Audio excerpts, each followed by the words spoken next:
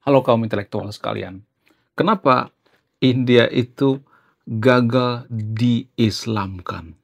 Padahal pada faktanya 4 kali Islam menginvasi India, tapi apa yang terjadi? Semuanya gagal total. 4 kali, bayangkan. Dari kekhalifahan Umayyah abad ke-11, abad ke-12, diinvasi terus-menerus sampai 4 kali, tapi gagal total. Kemudian yang paling menarik dari negara India ini ya, kalau saya perhatikan itu ya, India ini adalah negara yang salah satu negara paling susah diinvasi gitu. Nah, yang jadi pertanyaan, kenapa bisa seperti itu? Apa alasannya? Apakah faktor daripada agama Hindu itu sendiri sudah mengakar di India? Kemudian, kalau saya perhatikan ya, ada semacam satu keanehan gitu, keunikan. Apa itu? Jadi biasanya, nggak semuanya tapi ya, biasanya negara-negara yang mayoritas Hindu dan Buddha itu, biasanya mereka sangat menerima yang namanya agama Islam. Itu kalau saya perhatikan. Nggak semuanya tapi ya, tapi lebih mudah ya, agama Hindu, agama Buddha itu menerima agama Islam daripada agama Kristen kalau saya perhatikan. Kalau agama Kristen, agama Konghucu, ya itu menurut riset saya ya, kalau agama Kristen dan agama Konghucu itu sangat susah menerima yang namanya agama Islam. Saya juga nggak tahu kenapa ya. Tapi disclaimer on ya, nggak semuanya tapi ya, nggak semua negara ya. Jadi kita ngomongin negara ya, bukan pribadi-pribadi ya. Mohon maaf ya bagi teman-teman Muslim yang nonton video. Itu kalau saya perhatikan. Ya, kenapa Nusantara mudah menerima yang namanya agama Islam? Apakah ini dipengaruhi oleh karena background dari para Nusantara itu mayoritas Hindu dan Buddha? Apakah ini ada korelasinya? Kemudian, kenapa kekhalifahan Umayyah menginvasi India? Konon katanya dugaannya karena dipengaruhi oleh kerajaan-kerajaan Hindu di zaman dulu merampok kapal-kapal Arab. Jadi semacam balas dendam gitu ya. Kekhalifahan Umayyah itu balas dendam terhadap kerajaan-kerajaan India karena kapal-kapal mereka itu dirampok, maka terjadi yang namanya invasi besar-besaran. Nah, yang jadi pertanyaan, berapa korban jiwa daripada invasi negara Islam atau kekhalifahan Umayyah ke India saat itu? Berapa orang yang jadi korban? Wow, luar biasa.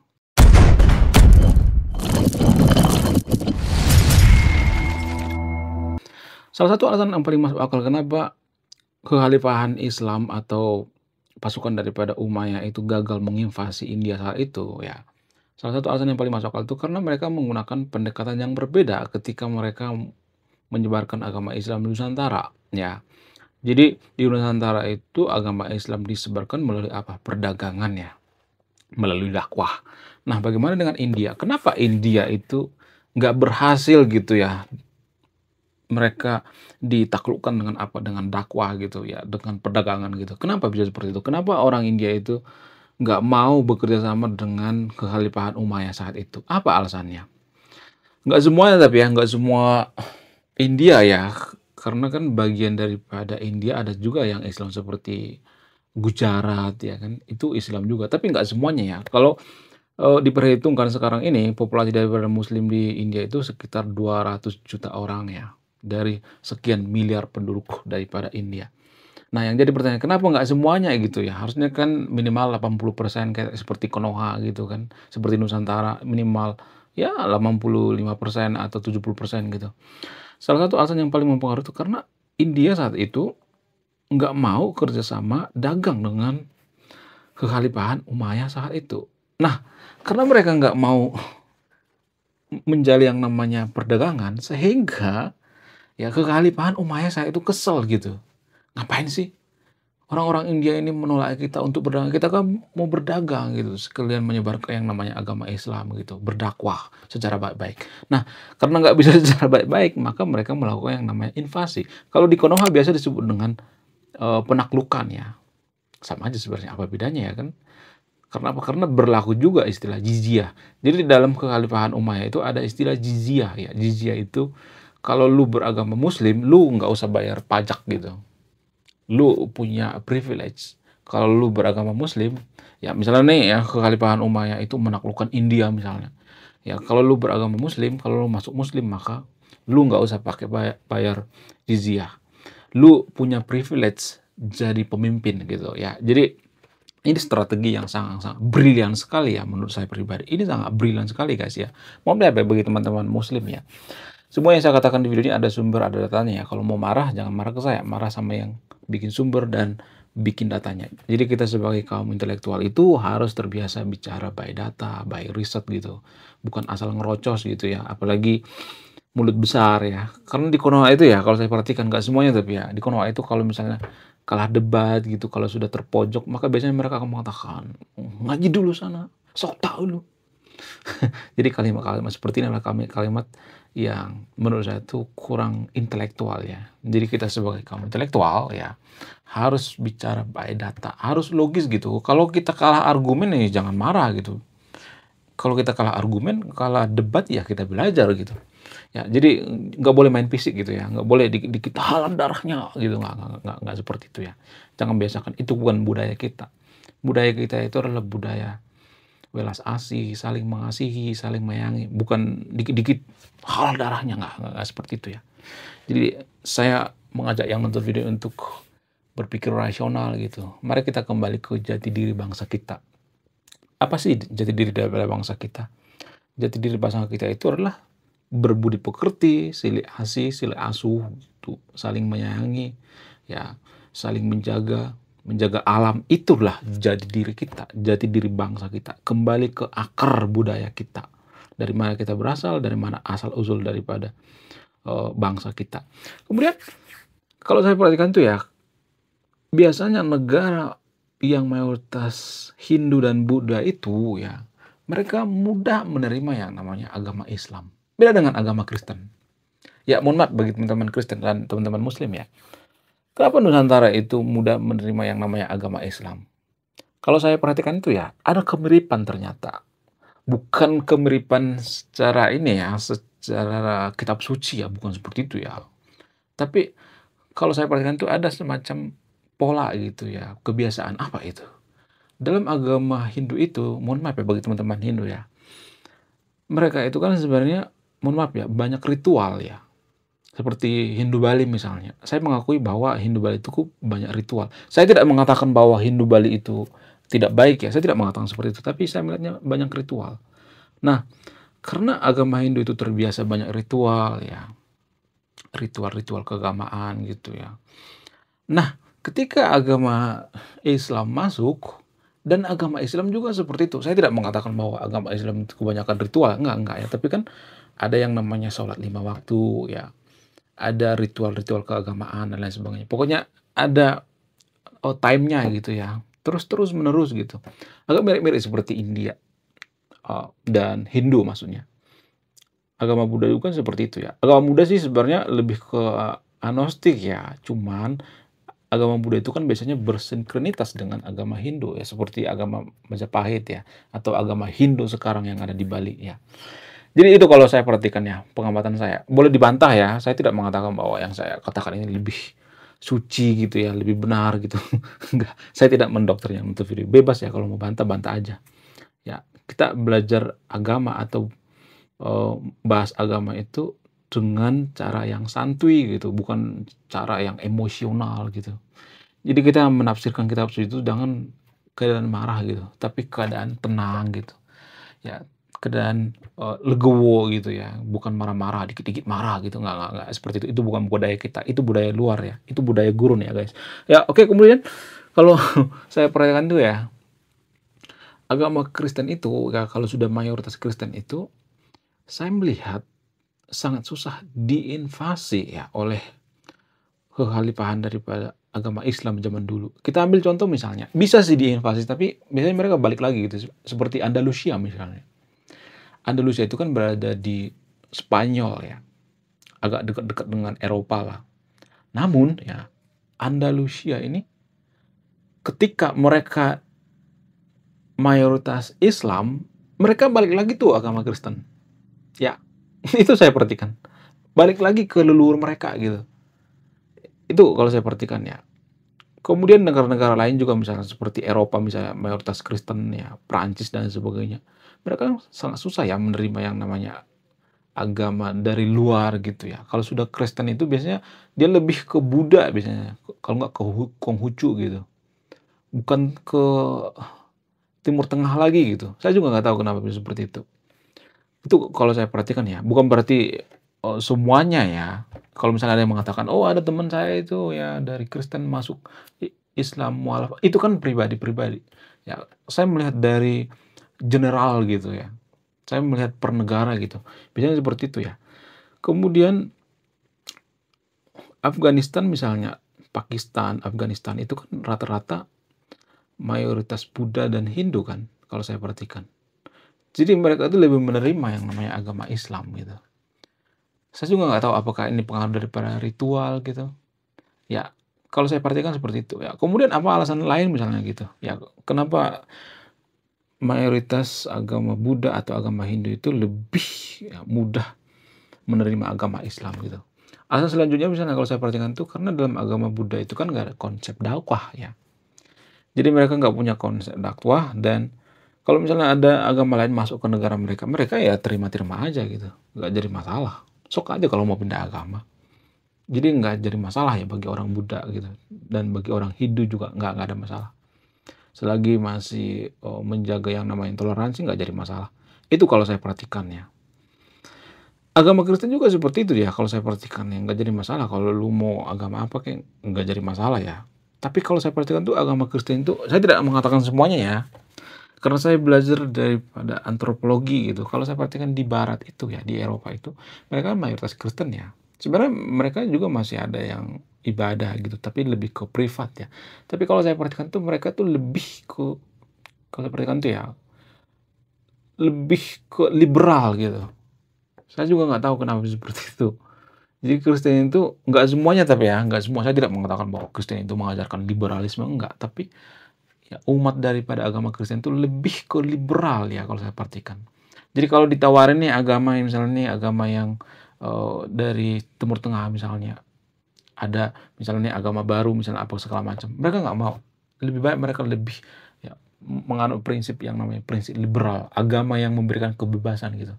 Kenapa agama Kristen itu bisa diterapkan di Eropa, di Barat gitu? Karena kan agama Kristen itu kan nggak terlalu menghakimi seseorang. Kalau misalnya nih nggak gereja, nggak ibadah, nggak pernah tuh dihakimi. Nggak pernah misalnya dikatakan, kalau lu nggak ibadah, lu masuk neraka, nggak seperti itu. Jadi secara tidak langsung ini kan kebebasan. Cuman kadangkala kalau saya perhatikan tuh kebablasan. Kalau di Eropa itu kebablasan. Nah, anehnya kalau saya perhatikan walaupun kebablasan, kalau saya perhatikan tuh lebih maju ya. Apakah ini faktor daripada ideologi agama itu sendiri? Apakah ini faktor daripada ideologi agama yang mengatakan, udah cukup imani aja, nggak usah banyak tanya. Sehingga ya ini memotong intelektual seseorang. Coba teman-teman yang nonton coba tulis di kolom komentar ya, apakah ini ada hubungannya tidak. Saya tidak memberikan kesimpulan ya. Kalau saya memberikan kesimpulan itu artinya saya berpihak. Jadi saya tidak berpihak di video ini ya. Kemudian ya kalau saya perhatikan itu ya, India itu kan sudah berkali-kali diinvasi ya. Berkali-kali diinvasi negara lain gitu. Terus kali diinvasi, tapi mereka itu nggak bergeming gitu ya. Bahkan kalau kita perhatikan sekarang India itu kan makin banyak ya penduduk daripada India itu ya makin menyebar ya. Kalau saya perhatikan menurut data itu bukan malah banyak yang masuk ke agama Muslim gitu ya. Bukan. Jumlahnya cenderung stagnan ya. Agama Muslim stagnan ya. Maksudnya perkembangannya di India itu ya, ya segitu aja ya. Mereka berkembang itu karena keturunan bukan karena dakwah gitu. Jadi agak persaingannya itu agak-agak ini ya, agak sengit ya. Jadi ada perbedaan gitu sedikit ya kalau saya perhatikan. Di India itu ada perbedaan sedikit. Di India itu lebih struggle kalau saya perhatikan. Agama Hindu itu lebih struggle itu. Beda dengan agama-agama lainnya seperti agama Nusantara gitu. Ya, walaupun sama-sama Hindu ya. Jadi ini semacam antitesis yang saya katakan tadi gitu. Ya, Tadi saya mengatakan bahwa biasanya negara Hindu itu bisa menerima agama Islam. Saya juga nggak tahu apakah ini berdasarkan trauma masa lalu gitu, karena di masa lalu ya kekhalifahan Umayyah itu menginvasi yang namanya India, apakah ini berpengaruh atau tidak gitu.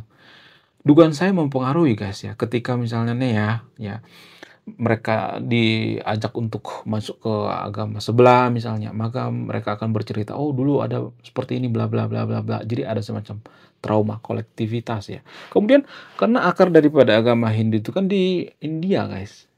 Jadi agama Hindu di India itu bukan cuman agama, tapi sudah budaya gitu, sudah melebur dengan budaya. Keseharian harian mereka, ya udah Hindu banget gitu. Padahal kan agama Hindu itu kan harusnya kan dipisah dengan kebudayaan sehari-hari. Ya kalau kita perhatikan presiden daripada India itu mereka biasanya menggunakan baju apa? Baju-baju orang Hindu gitu ya. Mereka, mohon maaf ya, masih menggunakan rok gitu. Ya, saya juga nggak tahu apakah ini pengaruh gitu. Kenapa agama-agama dari Timur Tengah itu ya ditolak gitu, cenderung ditolak ya. Agama Kristen juga kan nggak terlalu signifikan perkembangannya di India. Apakah karena di sana akar daripada agama Hindu itu sendiri ya. Kemudian kenapa kekhalifahan Umayyah menginvasi India? Jadi ini kan ada semacam alasan-alasan gitu. Dugaannya gini guys. Ketika kapal laut atau kapal layar daripada Arab zaman dulu ya, zaman dulu kan mereka itu berlayar sampai ke Nusantara ya, dari Arab Saudi ya. Mereka memonopoli yang namanya perdagangan daripada rempah-rempah sebelum masuk naik yang namanya VOC kan. Ya, di tengah jalan ya, di tengah laut, mereka itu dugaannya dirampok oleh kerajaan-kerajaan Hindu ya. Jadi kalau kita melihat di peta itu ya, India itu kan dekat dengan laut ya. Jadi mereka bisa melakukan yang namanya perampokan ya. Dan kerajaan-kerajaan India zaman dulu melakukan itu dugaannya ya, sehingga ada semacam balas dendam ya. Jadi saya tidak mendukung India di sini ya. Saya tidak mendukung kekhalifahan Umayyah ya. Saya tidak mendukung siapa-siapa di sini. Saya mendukung yang namanya data gitu, kejujuran dan lain sebagainya. Kemudian bagaimana dengan bangsa kita? Apakah ada perubahan yang sangat signifikan gitu ketika bangsa kita itu sudah menerima yang namanya agama dari Timur Tengah, agama dari Arab gitu? Apakah ada kemajuan atau tidak? Saya cuma nanya ya, saya tidak menghakimi ya, karena ini topik yang sensitif ya. Pasti banyak nanti yang ngambek gitu, yang marah-marah, kejang-kejang, berkelenjotan gitu. Beginilah kalau beragama itu terlalu fanatik berlebihan gitu. Terlalu fanatik berlebihan itu apakah dipengaruhi oleh ritual-ritual agama sehari-hari yang diulang-ulang gitu? Saya tidak memberikan kesimpulannya, silahkan disimpulkan sendiri ya. Apakah ini pengaruh atau tidak sehingga kita fanatik berlebihan dalam beragama? Jadi kalau orang yang fanatik berlebihan dalam beragama itu, mohon maaf ya, nggak semuanya tapi ya. Dan ini juga hanya di Konoha. Orang yang fanatik biasanya orang yang gangguan mental guys. Ya, kenapa? Karena dia tidak bisa melihat dari sudut pandang yang paling rasional, hanya melihat dari sudut pandangnya sendiri gitu.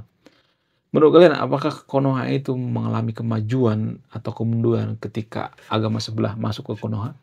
Coba saya nanya sama yang nonton video, apakah ada kemajuan atau tidak?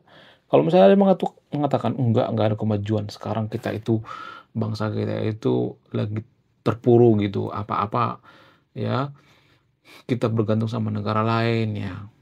Makanan kita bergantung ya. Sampai sekarang kan Konoha masih impor kan, impor beras. Itu artinya kita bukan negara mandiri ya. Padahal kan zaman dulu kita swasembada beras tuh ya. Kemudian teknologi misalnya. Ya. Sampai sekarang kan mobil-mobil dari Konoha itu kan sangat jarang ya. Saya melihat ya, teknologi daripada Konoha itu mandek. Saya juga nggak tahu kenapa. Apa alasannya? Apakah ini dipengaruhi oleh agama? Saya tidak mengatakan bahwa ini semua murni dipengaruhi oleh agama ya, tapi ada faktor mungkin yang mempengaruhi. Apa itu faktornya? Gak usah banyak nanya, cukup imani saja.